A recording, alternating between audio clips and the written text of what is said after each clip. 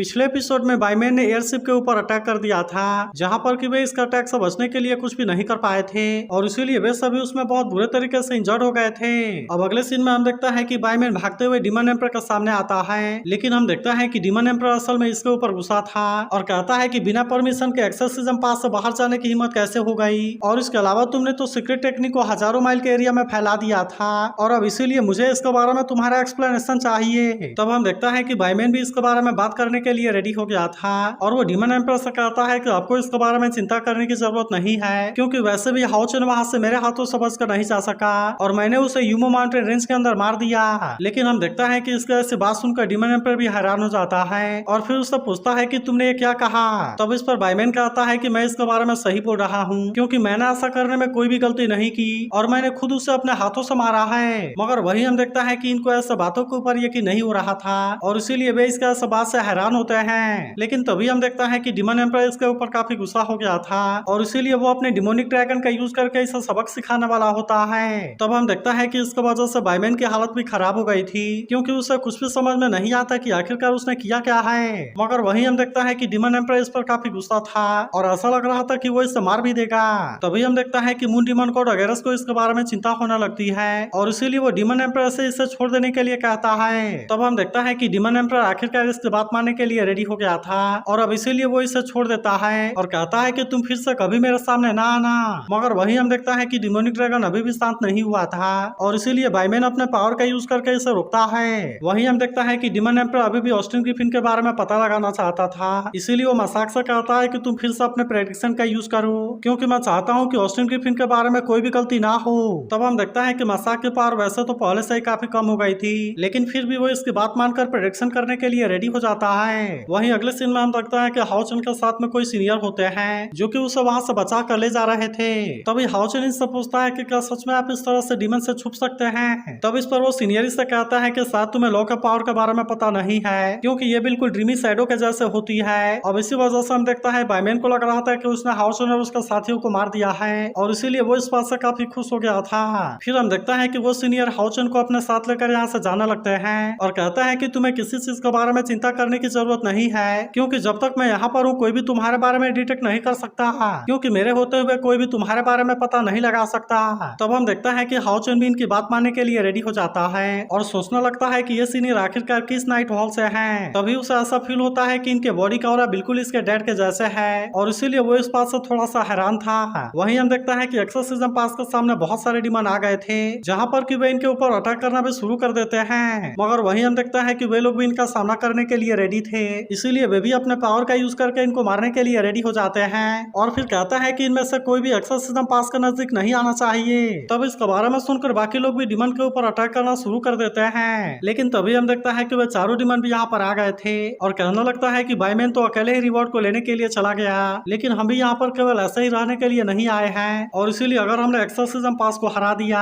तो फिर ये चीज भी हमारे लिए बहुत बड़ी अचीवमेंट होगी और फिर डीमन एम्पर हमें भी इसके लिए रिवॉर्ड दे सकते हैं। अब इसीलिए हम देखता है कि वह चारों भी यहाँ अटैक करने के लिए रेडी हो जाते हैं। तभी हम देखता है कि हाओचन भी सीनियर के साथ में आ गया था, जो इनको देखते ही कहता है कि ये तो यहाँ पर भी आ गए और इसीलिए ऐसा लगता है कि एक्सोर्सिज्म पास डेंजर में है। लेकिन तभी वो सीनियर इसे रोकते हुए कहता है कि तुम्हें इसके बारे में चिंता करने की जरूरत नहीं है, क्योंकि असल में यहाँ पर डेंजर में हम नहीं बल्कि वो है। फिर हम देखता है कि वो सीनियर हाओचन को पहनने के लिए एक मास्क देते हैं और फिर वो तुरंत अपने पावर का भी यूज करके अटैक कर देते हैं, जहाँ पर कि उन चारों डीमन के अलावा और कोई इनके सामने कुछ नहीं कर पाता। फिर हम देखता है कि वो चारों डीमन इस बात से पूरी तरह हैरान होते हैं और फिर कहने लगता है कि आखिरकार ये कौन है जिसने कि इतने सारे डीमन को केवल एक ही अटैक में मार दिया। वहीं हम देखता है कि खुद एक्सोर्सिज्म पास के लोग भी हैरान होते हैं और वे सभी कहने लगता है कि आखिरकार यहाँ पर क्या हुआ और वो कौन है जिसने कि हमें बचाया है। वहीं हम देखता है कि सीनियर और हाओचन चारों डीमन का भी सामना करने के लिए रेडी हो गए थे, जिससे देख वो चारों डीमन भी इन पर अटैक करने के लिए रेडी हो जाते हैं और कहता है कि हमारे ऊपर पीछे से अटैक करने की हिम्मत कैसे हो गई।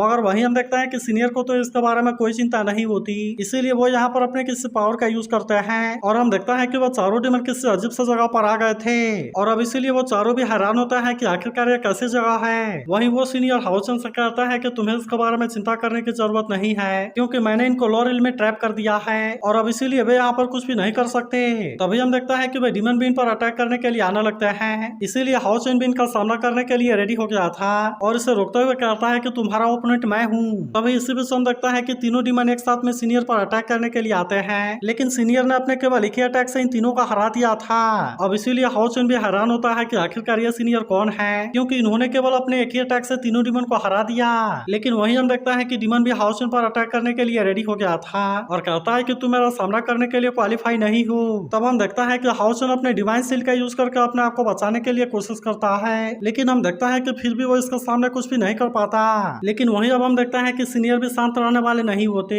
इसीलिए वे भी अपने पावर का जलवा दिखाने के लिए रेडी हो गए थे। और हम देखता है कि वे तुरंत यहाँ पर अपने निर्वाणा को ओपन कर देते हैं। फिर हमें पता चलता है कि इसमें असल में 12 मून डिस्क हैं, जो कि एक तरह से टोटल 12 स्किल को रिप्रेजेंट करते हैं। इसी बीच हम देखता है कि डीमन इन पर अटैक करने के लिए कोशिश कर रहे थे, लेकिन वे असल में सीनियर के सामने कुछ भी नहीं कर पाते। जबकि वहीं हम देखता है कि सीनियर ने सारे मून डिस्क को एक्टिवेट कर दिया था और अब इसीलिए वो हाओचुन से कहता है कि तुम इसे ट्राई करो। तब हम देखता है कि हाओचुन भी तुरंत इसके लिए रेडी हो गया था और वो इसमें से एक मून डिस्क को चूज करता है। फिर हम देखता है कि वो जैसे ही इसके अंदर फेंकता है, यहाँ पर इसमें से कोई स्किल एक्टिवेट होने लगती है, जिसे देख सीनियर कहता है कि ये तो जीव है। फिर हम देखता है कि इसमें से निकलने वाली पावर हाओचुन के बॉडी में जाने लगती है, जिसे देख वे डीमन फिर से इस पर अटैक करने के लिए आने लगता है। लेकिन तभी हम देखता है कि इस पावर से हाओचुन की स्पीड काफी बढ़ गई थी, इसीलिए डीमन इसका कुछ भी नहीं कर पाता और हाओचुन भी हैरान होता है कि मेरी स्पीड इतनी फास्ट कैसे हो गई। वहीं हम देखता है कि सीनियर भी लगातार डीमन के साथ में फाइट कर रहे थे और फिर वह हाओचुन से कहता है कि लड़के तुम तो बहुत ही लकी हो,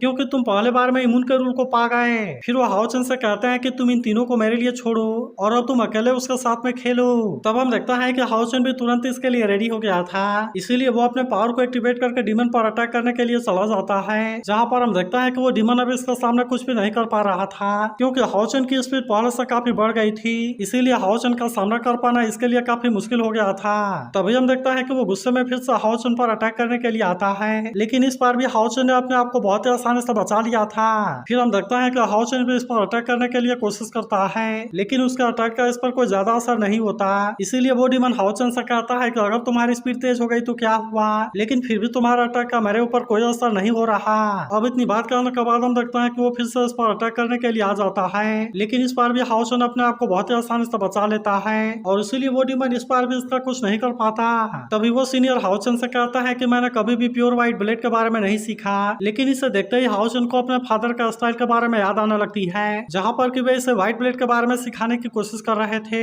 इसीलिए हाओचुन कहने लगता है कि हमें एक साथ में स्पिरिचुअल पावर को इकट्ठा करना होगा, लेकिन अगर हम इसमें और आगे जाना चाहते हैं तब इसके लिए हमें हेवन और अर्थ के बीच के स्पिरिचुअल पावर को सेंस करना होगा। अब हम देखता है कि वे प्योर व्हाइट ब्लेड के पावर का यूज करके अटैक करने के लिए रेडी हो जाते हैं, जहाँ हम देखता है कि डीमन भी इन पर अटैक करने के लिए आने लगे थे, लेकिन तभी हम देखता है कि वे दोनों भी अपने इस पावर का यूज करके अटैक कर देते हैं और अब इसीलिए वे डीमन इस पावर का सामने कुछ भी नहीं कर पाते। वहीं उधर हाओचुन कहता है कि ये तो इस गेम की असली पावर है। वहीं हम देखता है कि वे डीमन अभी भी जिंदा होते हैं और इसीलिए वो इन पर अटैक करने के लिए आने लगे थे, लेकिन फिर भी हम देखता है कि सीनियर को इसके बारे में कोई चिंता नहीं होती, इसीलिए वो फिर से हाओचुन के साथ में अटैक करने के लिए चले जाते हैं, जहाँ पर कि डीमन इस बार भी इनके सामने कमजोर पड़ने लगे थे। लेकिन तभी हम देखता है कि एक डीमन ने अपने पावर का यूज करके हाओचुन को चारों तरफ से घेर लिया था और फिर वो कहता है चलो देखता हूँ कि अब तुम यहाँ पर क्या कर पाते हो। लेकिन वहीं हम देखता है कि फिर से ड्रॉ करने की बारी आ गई थी, इसीलिए हाओचुन फिर से इसमें से पावर को चूज करता है, लेकिन तभी हम देखता है कि डीमन भी इस पर अटैक करने के लिए आ गया था, इसीलिए हाओचुन भी अपने डिवाइन शील्ड का यूज करके इसे रोकता है, जहाँ पर कि वो डीमन इस बार भी इसके सामने कुछ नहीं कर पाता।